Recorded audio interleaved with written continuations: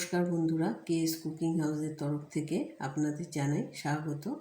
আজকে আমি যে পদটা রান্না করব সেটা আপনারা যে কোনো নিরামিষ দিনে দুপুরবেলায় এই একটা পদ দিয়েই দুপুরের ভাতটা খেয়ে নিতে পারবেন।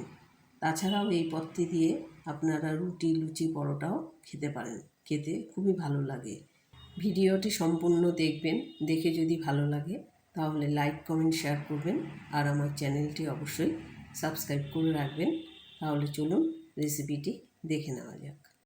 এখানে আমি নিয়েছি 50 গ্রাম বড় দানা মুগ ডাল, নিয়েছি ছোট বড় সাইজের দুটো আলু আর 4টি পটল। প্রথমে আমি পটলগুলির গা একটি ছুরির সাহায্যে ভালো করে চেঁচে নিচ্ছি। একটি পটলের গা ভালো করে চেঁচে নিলাম। বাকি যে 3টি পটল আছে সেই 3টি পটলের গাও ভালো করে আমি এইভাবে চেঁচে নিচ্ছি।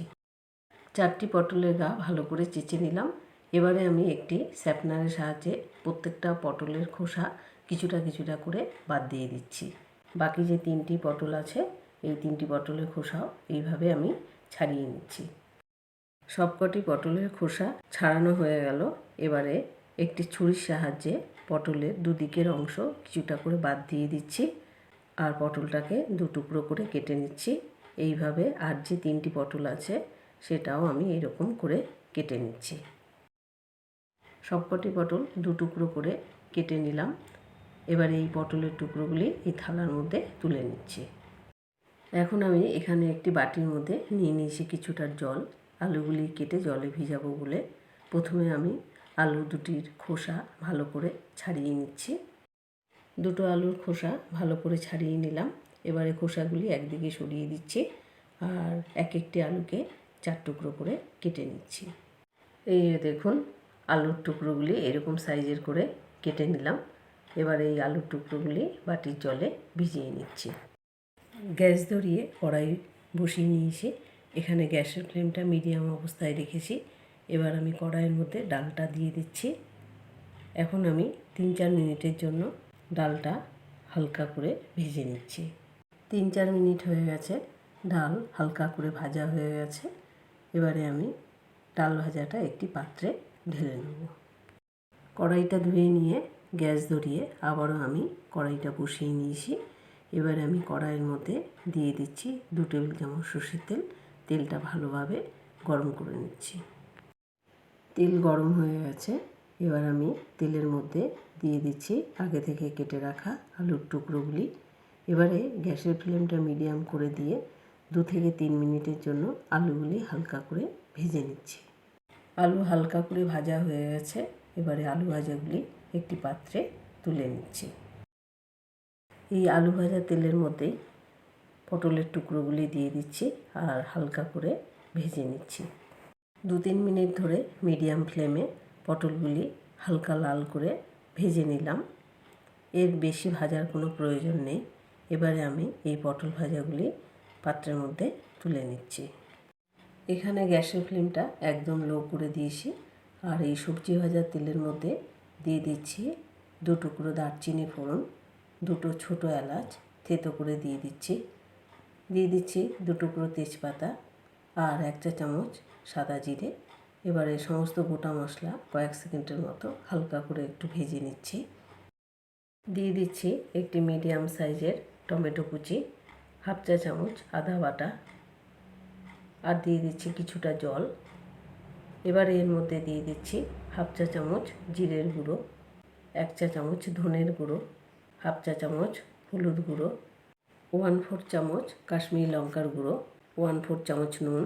এবারে সমস্ত মশলা ভালো করে মিশিয়ে নিচ্ছি।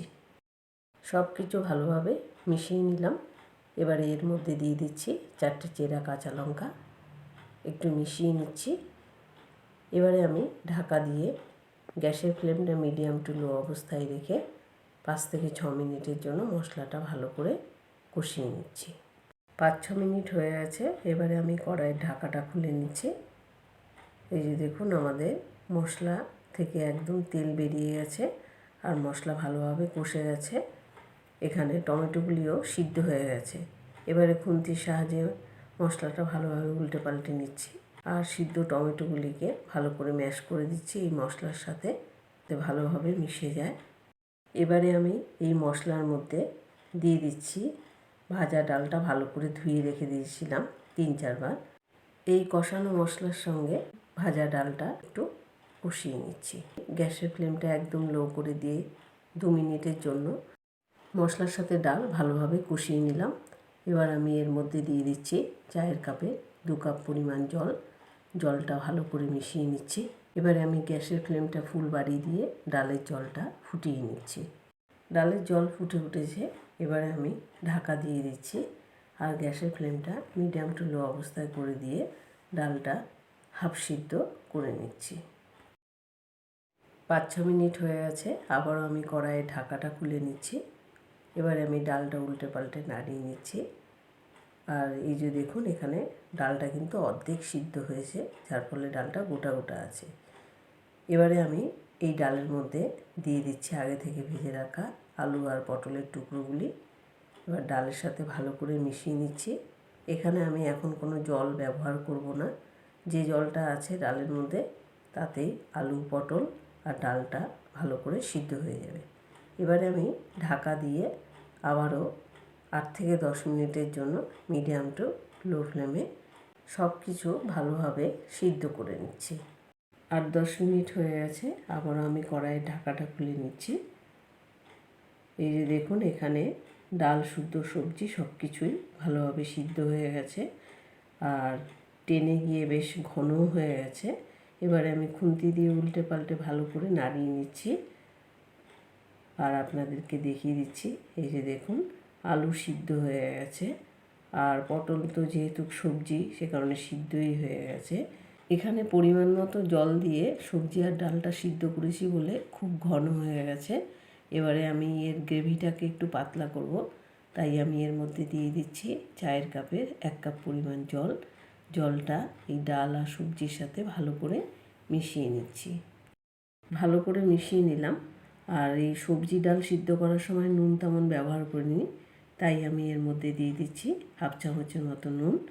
নুনটা এর সাথে ভালো করে মিশিয়ে নিচ্ছি। এটা যেহেতু মুগ পটল, তাই এটা একটু মিষ্টি মিষ্টি হলে ভালো লাগবে, তাই আমি এর মধ্যে দিয়ে দিচ্ছি 1 চা চামচ চিনি। আপনারা চাইলে 2 চামচও চিনি দিতে পারেন, খেতে ভীষণই ভালো লাগবে, কম দিলেও খারাপ লাগবে না। এবারে চিনিটা ভালো করে মেল্ট করে নিচ্ছি এই ডাল আর সবজির সঙ্গে। এবারে আমি গ্যাসের ফ্লেমটা একদম লো করে দিয়ে 2 মিনিটের জন্য ঢাকা ছাড়া ডালটা আর একটু ফুটিয়ে নিচ্ছি। চিনি ভালোভাবে ডাল আর সবজির সাথে মিশিয়ে নিয়েছি। এবারে আমি এর মধ্যে দিয়ে দিচ্ছি 1/4 চামচেরও কম গরম মশলার গুঁড়ো। যেহেতু এই গরম মশলার গুঁড়োটা বাড়িতে তৈরি করা, সেই জন্য। আর দিয়ে দিচ্ছি হাফ চামচেরও কম ঘি। আপনারা চাইলে ঘি নাও দিতে পারেন। এবারে আমি এই ঘি আর গরম মশলাটা ডাল আর সবজির সাথে ভালো করে মিশিয়ে নিচ্ছি আর এখানে গ্যাসের ফ্লেমটা একদম লো অবস্থাতে রেখেছি। ভালো করে মিশিয়ে নিলাম।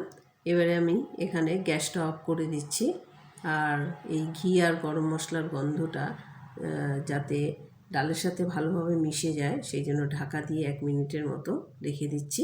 তারপরে আমি এইটা একটি প্লেটে সার্ভ করে নেব। নিরামিষ মুগ পটলটা আমি একটি প্লেটে সার্ভ করে নিয়েছি। এটা আপনারা রুটি, লুচি, পরোটা কিংবা দুপুরবেলায় ভাতের সাথেও খেতে পারেন। এই এক পদ দিয়েই দুপুরের খাওয়াটা বেশ ভালোই হয়ে যায়। এই রেসিপিটি আপনারা বাড়িতে একবার ট্রাই করে দেখবেন। আমি যেভাবে রান্না করেছি এইভাবে রান্না করে দেখবেন, খেতে খুবই টেস্টি হয়। রেসিপিটি বাড়িতে ট্রাই করে দেখুন।